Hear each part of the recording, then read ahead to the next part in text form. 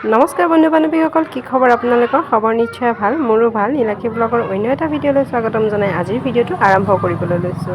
থাম্বনেইলখন দেখিটো গম পাইছে এই ভিডিঅ'টো কিহৰ ওপৰত হ'বলৈ গৈ আছে। তেনেহ'লে দেৰি নকৰি বলক ভিডিঅ'টো আৰম্ভ কৰোঁ। দেখিছে আপোনালোকে মই অলপমান পিঁয়াজ, আদা, নহৰু একেলগে থেতেলি লৈছোঁ। অলপমান ঘৰৰে গোটা জিৰা আছিল আৰু জালুক আছিল, সেইখিনি অলপমান থেতেলিয়াই লৈছোঁ।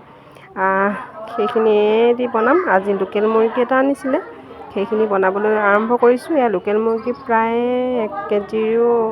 1 কেজি মানেই হ'ব চাগে। আলু অলপ কাটি লৈছোঁ। বাছ এতিয়া বলক ৰন্ধা প্ৰচেছলৈকে যাওঁ। আৰু গেছত কেৰাহীখন পাতি দিলোঁ। আৰু গেছত কেৰাহীখন গৰম হোৱাৰ লগতে অলপমান তেল দিলোঁ। মই যিহেতু বেছিকৈ তেল নিদিওঁ, কমকৈ তেল দিয়ে বনাই খাই ভাল পাওঁ, সেয়ে কমকৈ তেল দিলোঁ। আৰু তেলখিনি গৰম হোৱাৰ লগতে দি দিলোঁ পিঁয়াজখিনি। আৰু পিঁয়াজখিনি দিওঁতে ভিডিঅ'টো বন্ধ হৈ থাকিল। এতিয়াহে দেখিছোঁ ভিডিঅ'টো বন্ধই হৈ আছে, সেয়েহে আৰু এতিয়া অন কৰি দিলোঁ। আৰু পিঁয়াজখিনি প্ৰায় ড্ৰাই হৈয়ে গৈছে। অলপমান কাঢ়াকৈ ভাজিলে পিঁয়াজখিনি সোৱাদটো বেছি ভাল হয়। আৰু এতিয়া মই ইয়াতে দি দিম মাংসখিনি। একেলগে দিছোঁ, মই আলুখিনি এক্সট্ৰাকৈ ফ্ৰাই কৰি লোৱা নাই। মাংস আৰু আলু একেলগতেই দিছোঁ। আৰু এতিয়া অলপমান লাৰি চাৰি দিয়ে এতিয়া মই ইয়াতে দিম অলপমান হালধি আৰু অলপমান নিমখ। সোৱাদ অনুসৰি দিব, নিমখটো কম বেছি দিয়ে আপোনালোকৰ নিজৰ টেষ্টৰ অনুসৰি নিমখটো দি দিব। আৰু লগতে দিম মই অলপমান জিৰাখিনি। আৰু একো নিদিওঁ। আদা নহৰুখিনি বাদে আৰু মই বেলেগ একো মছলাই ব্যৱহাৰ নকৰোঁ। আপোনালোকে জানে মই মছলা খুব কমকৈ খাওঁ, মছলা ইমান বেছি খাই ভাল নাপাওঁ। সেয়ে কেতিয়াবা ভালকৈ মছলা দি বনাই দেখাম বাৰু। যিমান হ'লেও বহুত বেছি গৰম পৰিছিলে, সেয়েহে ভাবিলোঁ দিনতেই হয় এয়া, সেয়েহে ভাবিছোঁ কি মছলা কমাই দি ইমান গৰমতো লোকেল চিকেন কেনেকৈ খাব পাৰি সহজে, সেয়েহে আপোনালোকক দেখুৱালোঁ। আৰু এনেকৈ লাৰি চাৰি দি দেখিছে অলপ সময় পাছত ঢাকোন দিছিলোঁ। সেয়ে এতিয়া অলপমান স্পীড কৰি দিছোঁ ভিডিঅ'টো। এনেকৈ লাৰি চাৰি অলপ ঢাকোন দি এনেকৈ ভাজি থাকিম। অলপ পানী দিব যাতে লাগি নধৰে, তেনেকুৱাকৈ দিব। আৰু মাংসৰ পৰা আপোনালোকে গমেই পায় এটা তেল বাহিৰ হয়, সেই তেলটো সোৱাদটো পাবৰ কাৰণে মই অলপমান তেল কমাই দিওঁ। বেছিকৈ তেল দিলে আপোনালোকে গমেই পায় তেল লাগে সোৱাদটো। আৰু এইখিনিতে দিলোঁ কেঁচা জলকীয়া দুটা। মই কেঁচা জলকীয়া খাই ভাল পাওঁ, ছোৱালীয়ে খাবৰ কাৰণে মই ভাগি দিয়া নাই। কেঁচা জলকীয়াকেইটা দি দিলোঁ আৰু অলপকৈ ভাজিছোঁ। প্ৰায়খিনি সিজিবলৈ হৈছেগৈয়ে, আধা সিজাতেই মই দিলোঁ কেঁচা জলকীয়া দুটাও। এতিয়ালৈকে বেলেগ একো মছলা ব্যৱহাৰেই কৰা নাই মই, ছোৱালীলৈ নমাই থ'ম যিহেতু, সেইকাৰণে। আৰু এতিয়া চাওঁ আলুখিনি কিমান সিজিছে। 80% সিজিছেগৈ। আৰু 20% সিজিলেই মই ছোৱালীৰ কাৰণে নমাই থ'ম, কাৰণ সিদ্ধ নোহোৱাকৈতো ছোৱালীক খুৱাব নোৱাৰোঁ। সেয়ে পাছত আৰু কি হয় হ'ব।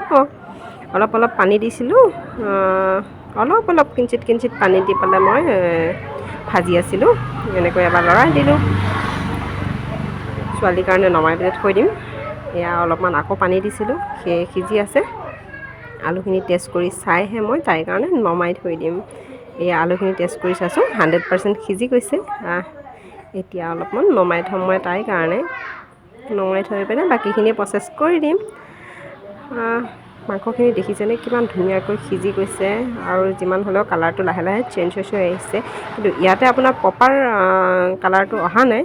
প্ৰপাৰ কালাৰটো আহিবৰ কাৰণে কালাৰিং দিব লাগিব তেতিয়া। আৰু এতিয়া অলপমান গৰম পানী দিলোঁ, যিহেতু ছোৱালীৰ কাৰণে নমাই থ'ম, সেইকাৰণে অলপমান উতল পৰিলে তাইৰ কাৰণে মই নমাই থৈ দিম।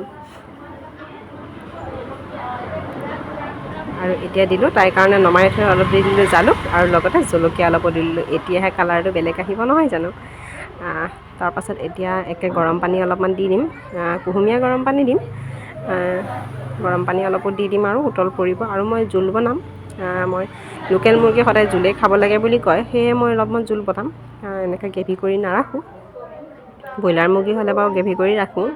এয়া গৰম পানী অলপ দি দিলোঁ, আৰু এটা উতল পৰিলেই নমাই থৈ দিম। আৰু মই ইয়াতে তেজপাতটো আজি অলপ লাষ্টত দিম, আপোনালোকে চাব। তেজপাতটো লাষ্টত দিলে এটা বেলেগ সোৱাদ আহে। সোৱাদটো বেলেগ আহিলেতো আৰু সদায় বস্তুখিনি দিয়াৰ ওপৰত ডিপেণ্ড কৰে সোৱাদটো আপোনাৰ কেনেকুৱা আহিব, কেনেকুৱা আহিব। সেয়া অলপমান চাফ চিকুণ কৰিলোঁ, যিহেতু ফ্ৰাই কৰি থাকিলে অলপমান লেতেৰাও হয় গোটেই কেৰাহীটো। বাছ এতিয়া অলপমান উতল পৰিবলৈ দিওঁ। উতল পৰাৰ লগতে আৰু নমাই পেলাই খাই থৈ দিম আৰু এতিয়া উতল পৰি গ'ল। তেজপাত এটা পুৰি পেলাই মই এইখিনিতে দি দিলোঁ, সোৱাদটো ভাল আহিবৰ কাৰণে। তেনেহ'লে আজিলৈকে বন্ধু বান্ধৱী এইখিনিতে শেষ কৰিছোঁ ভিডিঅ'টো।